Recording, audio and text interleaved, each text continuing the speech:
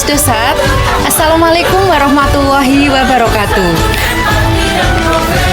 Apa kabarnya nih pada siang hari ini? Tentunya sehat dan bahagia ya. Ketemu lagi sama Mae dalam acara podcast Mas Dosat, podcast Puskesmas Blado 1. Kali ini Mae akan membahas tentang kasus campak. Karena kasus campak di Indonesia terus mengalami lonjakan yang signifikan dengan ribuan kasus suspek dan puluhan kejadian luar biasa yang tersebar di seluruh provinsi. Penyakit ini sangat menular dan disebabkan oleh virus dari kelompok morbillivirus serta menempatkan Indonesia sebagai salah satu negara dengan kasus campak tertinggi di dunia. Nah, seperti biasa, Mae ditemani dua orang narasumber hebat kita. Yuk kenalan dulu yuk. Yang pertama adalah Dr. Wahyu Ramadan atau biasa dipanggil dengan Dr. Wahyu. Beliau ini adalah dokter yang bertugas di Puskesmas Blado 1. Halo, selamat siang dokter. Selamat Apa siang, kabarnya Mae. siang hari ini? Sehat nggih? Alhamdulillah sehat. Oke, boleh disapa dulu sahabat sehat Mas Dosat. Halo sahabat sehat Mas Dosat. Kemudian narasumber kita yang kedua adalah Mas Dwi Roma Yogi Saputra atau biasa dipanggil dengan Mas Roma. Mas Roma adalah perawat dan pemegang program surveillance di Puskesmas Blado 1. Apa kabarnya nih Mas Roma? Baik, Sehat Mae. nggih? Sehat. Oke, sapa-sapa dulu sahabat sehat Mas Dosat. Halo sahabat sehat Mas Dosat. Oke, itu ya. Nah, langsung aja kita ke pembahasan awal yaitu tentang penyakit campak. Pertanyaan yang pertama nih untuk Dokter Wahyu. Nih dokter, banyak orang menganggap campak itu sama dengan cacar air atau ruam merah biasa di kulit. Bisa dijelaskan secara singkat enggak sih sebenarnya campak itu apa dan yang membuatnya unik secara medis itu apa? Monggo dokter. Baik, terima kasih Mae. Penyakit campak itu sendiri ini sebetulnya penyakit dari zaman nenek moyang kita. Jadi sudah muncul beratus-ratus tahun yang lalu. Bahkan di beberapa daerah memiliki istilah tersendiri. Misalkan di Jawa itu disebutnya gabak. Jadi kalau di Kalimantan biasa disebutnya kerumut. Lucu ya, namanya lucu. Tapi semuanya itu memiliki makna yang sama, yaitu penyakit campak, yaitu penyakit infeksi pada saluran pernapasan yang disebabkan oleh morbillivirus. Seperti yang di beberapa media massa beritakan, kasus campak di Indonesia mengalami peningkatan di awal tahun 2026. Pada periode awal, data dari Kemenkes itu sudah ada 46 kejadian luar biasa yang tersebar di 29 kabupaten kota. Jadi sudah mulai muncul banyak sekali dan biasanya adalah ciri khasnya itu yaitu demam dan ruam kemerahan. Ruam kemerahan berbeda tentunya dengan cacar, tapi bentuknya itu seperti kemerahan mendatar yang meluas, kemudian ada sedikit tonjolan. Itu namanya ruam makulopapular. Dan sedangkan cacar itu bentuknya seperti gelembung cairan, itu namanya vesikel seperti itu. Jadi campak dan cacar itu suatu penyakit yang berbeda. Dari cirinya juga berbeda ya. Betul, Mae. Oke. Nah, sebenarnya apa sih gejala awal dari campak dan ini biasanya sering diabaikan oleh orang tua gitu, dokter? Baik. Untuk cacar sendiri demam. Demamnya khas infeksi virus, yaitu demam tinggi mendadak hingga 40 derajat. Keluhan berikutnya ada batuk, kemudian ada pilek, dan juga ada mata merah. Kadang disertai berair ataupun kotoran mata yang berlebihan. Ada juga fotofobia, jadi individu yang sakit itu silau terhadap cahaya. Nah, dan yang menjadi khas untuk campak adalah adanya koplik spot. Koplik spot adalah pipi bagian dalam yaitu kita meminta pasien untuk membuka mulut. Kemudian di dinding mulut ada titik-titik berwarna putih dengan dasar kemerahan. Itu dinamakan oblique spot yang menjadi ciri khas dari penyakit campak pada fase prodromal atau gejala awal. Seperti itu, Mae. Iya, iya. Udah, itu berarti ya. Yang perlu diperhatikan adalah gejala awalnya gitu ya, dokter ya. Nah, ini dokter, informasi yang sering beredar di masyarakat nih, kita sering dengar juga ya, bahwa ada anggapan di masyarakat campak adalah ritual wajib buat anak-anak pada masa kanak-kanak yang normal dan tidak berbahaya. Banyak juga beredar bahwa ada kata-kata mending terkena campak di masa kanak-kanak daripada besok tuanya karena bekasnya nggak gampang hilang, seperti itu nggih dokter. Nah, sebenarnya seberapa cepat sih virus ini menular dan benarkah campak adalah salah satu penyakit paling menular di dunia? Untuk campak itu sendiri merupakan penyakit yang sangat menular. Oke.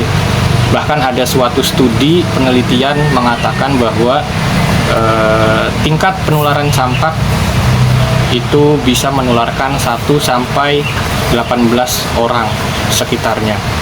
Malah lebih tinggi daripada penyebaran COVID-19 waktu pandemi.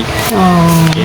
Jadi hampir, kalau COVID itu menularkan sekitar 7 orang di sekitarnya. Jadi hampir 2 kali lipat penularan dari COVID-19. Dan menularnya itu, ini yang menjadi kita tidak waspada adalah dapat menular 4 hari sebelum ruam itu muncul. Oh iya. Jadi kita tidak tahu di sekitar kita sakit itu apa. Sudah terkena campak atau belum gitu ya. Jadi 4 hari sebelum muncul ruam dan 4 hari sesudah muncul ruam, itu masa penularan dari penyakit campak itu sendiri. Menularnya melalui apa? Melalui droplet. Saat kita batuk, bersin, kuman itu ada di udara, kemudian kita menghirup sehingga masuk ke dalam tubuh kita. Atau bisa juga melalui droplet yang menempel di benda-benda di sekitar kita. Kemudian dipegang, kemudian juga kita lupa cuci tangan, hasilnya nanti masuk ke dalam tubuh kita juga, sehingga bisa terkena penyakit campak seperti itu. Iya. Jadi kalau masa kanak-kanak udah pernah kena campak, kemungkinan di dewasa masih bisa kena lagi nggak? Baik, untuk individu yang sudah terkena campak sebelumnya, maka akan terbentuk imunitas. Oh iya. Imunitas sehingga mempunyai sel memori untuk melawan ketika ada kuman campak masuk di kemudian hari. Sehingga pada saat dewasa itu kemungkinan untuk terkena campaknya itu rendah, karena tubuh kita sudah mempunyai mekanisme pertahanan tubuh melalui sel memori hasil infeksi campak yang pada masa kanak-kanak. Ini sel memori ini tidak perlu harus terkena campak terlebih dahulu. Bisa didapatkan dari imunisasi campak.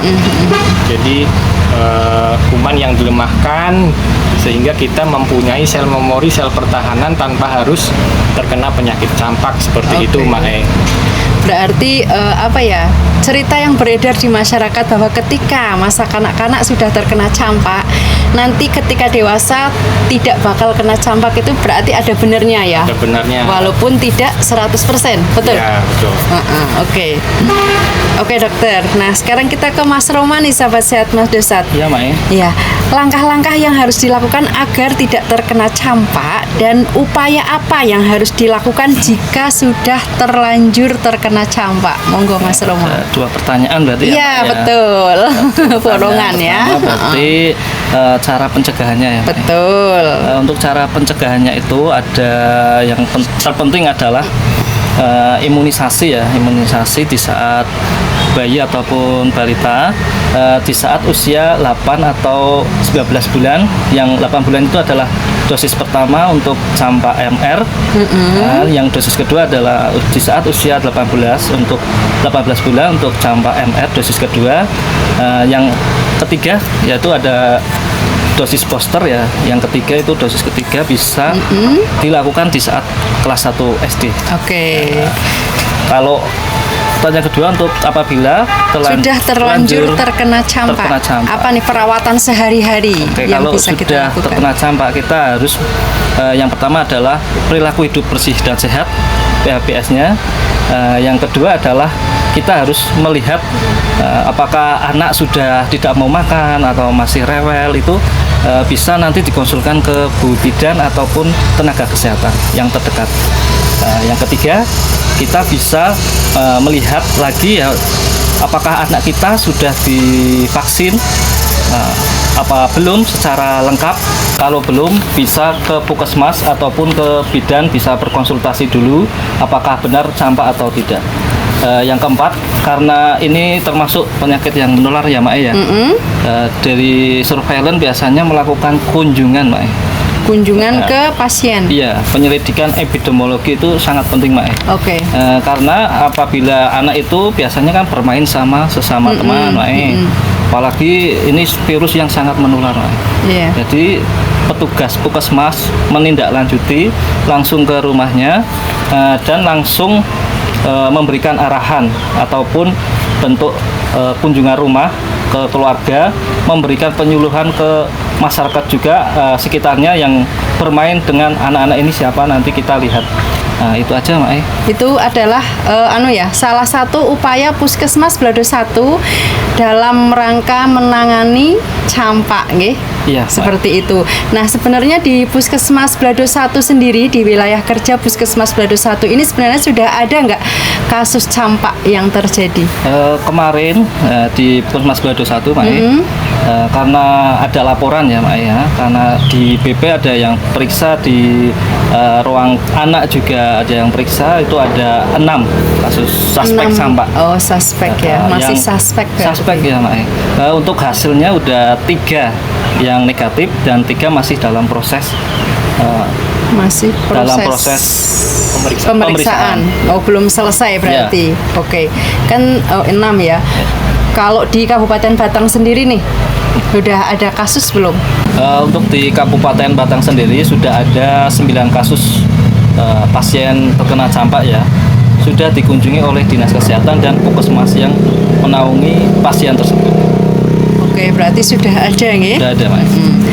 Baik, terima kasih Dokter Wahyu dan Mas Roma. Jadi kesimpulannya sahabat sehat Mas Dosat, bahwa campak atau gabak atau kerumut itu sendiri ternyata di Kabupaten Batang sudah ada kasus nggih. Dan jangan pernah anggap enteng penyakit campak, demam dan ruam. Campak bukan sekedar ruam biasa. Penyakit ini sangat mudah menular dari orang ke orang melalui udara saat bersin atau batuk. Sekarang terbukti ya sahabat sehat Mas Dosat, bahwa penyakit campak lebih menyakitkan daripada dicampakkan. So sad. Baik, sebelum kita tutup acara pada podcast pada siang hari ini, barangkali ada pesan atau pantun dari Dokter Wahyu? Mas Roma. Dari Mas Roma. Silahkan Mas Roma. Pantun aja ya Mak. Pantun. Pantunnya, burung merpati terbang ke awan. Cakep. Hinggap sebentar ke pohon mangga. Cakep. Gak campak sejak dini kawan. Cakep. Anak sehat, keluarga bahagia. Cakep. Yeay.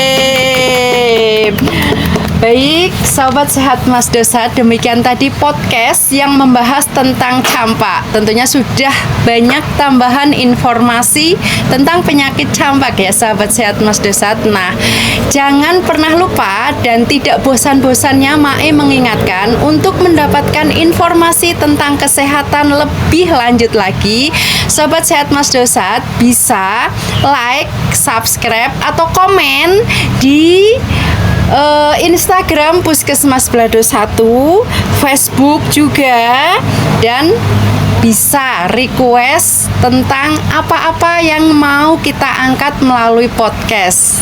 Itu saja guys, sahabat Sehat Mas Dosat. Semoga podcast pada hari ini bisa memberikan manfaat, dan see you next again. Wassalamualaikum warahmatullahi wabarakatuh.